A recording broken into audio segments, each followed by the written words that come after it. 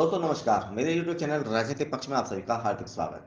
दोस्तों सत्ता पाने के लिए लोक लुभावन घोषणाएं करना बुरा नहीं है, लेकिन जब इन्हीं लोक लुभावन योजनाओं के नाम पर आम पब्लिक को ठगा जाता है और योजनाओं का लाभ लेने वालों को यह पता चले कि यह योजना उनके और उनके आने वाले बच्चों का भविष्य अंधकार की ओर ले जा रही है, तो इससे बुरी स्थिति स्वस्थ लोकतंत्र में दूसरी हो नहीं सकती।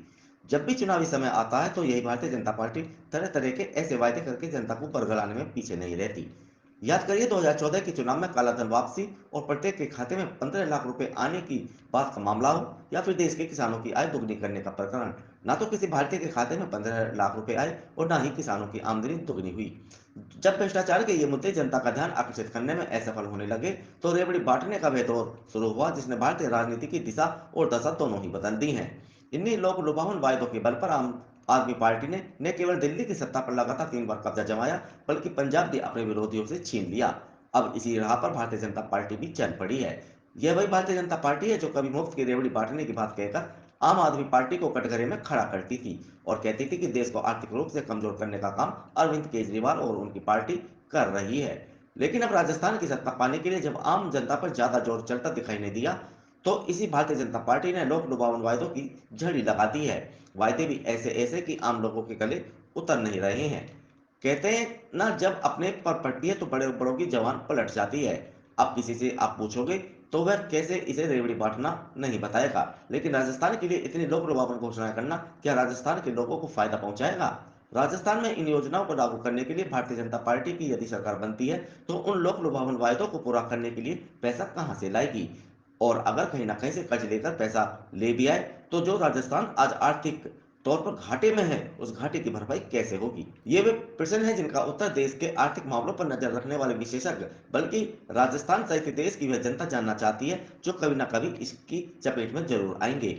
सच तो यह है दोस्तों कि भारतीय जनता पार्टी ने अपने संकल्प पत्र के जरिए जो लोक लुभावन वायदे राजस्थान की जनता से किए हैं, उन्हें पूरा करना उनके लिए मुश्किल ही नहीं बल्कि बहुत मुश्किल है। और अगर भारतीय जनता पार्टी ने सत्ता में आकर इन वायदों को साकार रूप देना शुरू कर दिया तो राजस्थान को आर्थिक रूप से कंगाल होने से रोक पाना मुश्किल होगा।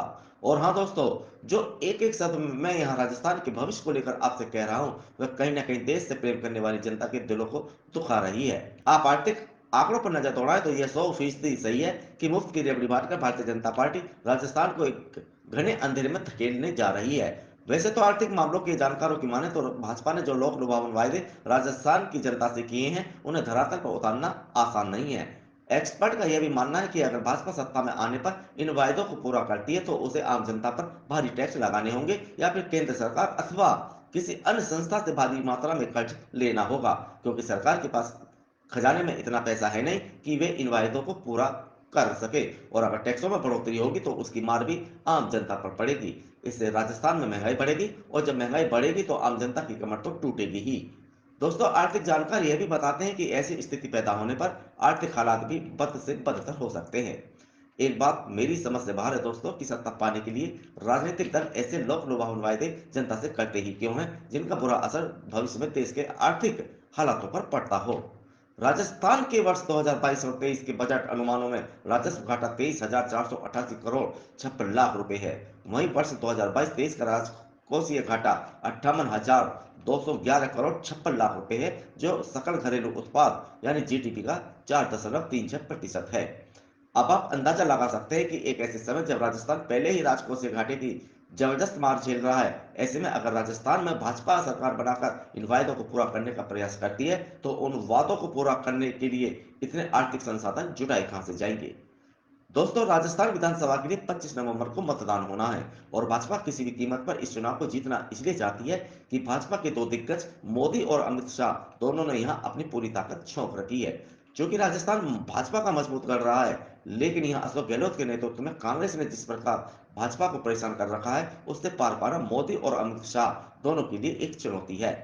केवल अशोक गहलोत ही नहीं बल्कि वसुंधरा राजे सिंधिया भी प्रधानमंत्री नरेंद्र मोदी और अमित शाह दोनों के लिए एक चुनौती है। उनको साइडलाइन करके जो मनमर्जी यहाँ मोदी और अमित शाह ने चलाई है, वह उनके भविष्य की रूपरेखा भी तैयार करेगी। भाजपा ने अपने संकल्प पत्र में कहा है कि लाड़ी प्रोत्साहन योजना के अंतर्गत लड़की के जन्म पर 2 लाख रुपए के सेविंग बॉन्ड से वित्तीय सहायता दी जाएगी।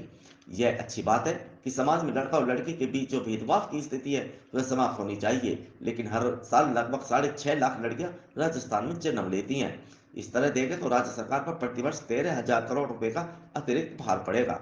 दोस्तों, प्रश्न वही खड़ा होता है कि इतनी बड़ी धनराशि का इंतजाम सरकार बनने पर भाजपा कहां से करेगी।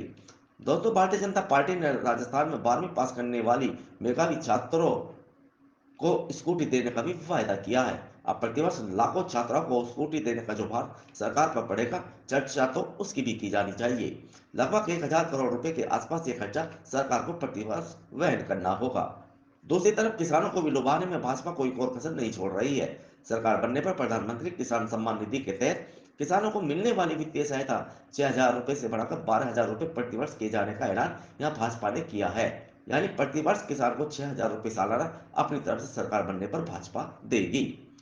दोस्तों, भारतीय जनता पार्टी ने सरकार बनने पर 2.5 लाख बेरोजगारों को भी रोजगार देने का वायदा अपने संकल्प पत्र में किया हुआ है। एक तरफ जहां राजस्थान पहले ही आर्थिक घाटे में है और भाजपा वहां हजारों करोड़ रुपए की रेवड़ियां बांटने को तैयार बैठी है, तो ऐसे में आप कल्पना कर सकते हैं कि जिन 2.5 लाख लोगों को आप नौकरी देंगे, उनका वेतन आएगा कहां से। दोस्तों, आपको एक बात बता दूं, नौकरी देना बहुत आसान है, मुश्किल तो उनको समय पर वेतन देना है। और पहले से ही आर्थिक बदहाली में डूब रहे राजस्थान में जब इतनी मुफ्त की रेवड़ियां बांटी जाएंगी, तो दोस्तों आप भी कल्पना कर सकते हैं कि आप राजस्थान को किस ओर ले जा रहे हैं। जब आपके पास साधन नहीं होंगे, तो लाजमी है कि आप केंद्र सरकार या फिर किसी संस्था से ब्याज पर पैसे लेने को विवश होंगे, या फिर आम जनता पर टैक्स का भार बढ़ाया जाएगा, जो किसी भी स्थिति में राजस्थान और राजस्थान के लोगों के लिए हितकर नहीं होगा। वैसे दोस्तों, आपने एक कहावत तो सुनी ही होगी कि जब लोमड़ी को अंगूर नहीं मिले, तो उसने ये कहकर अपनी भड़ास निकाली कि अंगूर खट्टे हैं।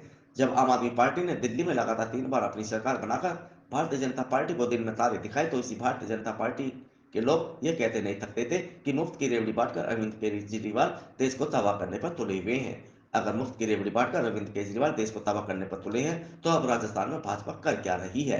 दोस्तों, ये भारतीय जनता पार्टी का दोगलापन नहीं है तो और है क्या। जनता अच्छी तरह उनकी मनोस्थिति को समझ रही है। अब दोस्तों, ये मैं आपको छोड़ता हूँ कि जिस राजस्थान का 2022-23 में राजकोषीय घाटा 58,211 करोड़ 55 लाख रुपए है, उस राजस्थान में यदि भारतीय जनता पार्टी की सरकार बनती है और भाजपा अपने इन वायदों को पूरा करती है, तो भविष्य का राजस्थान कैसा होगा, इस पर आप मंथन जरूर करिएगा।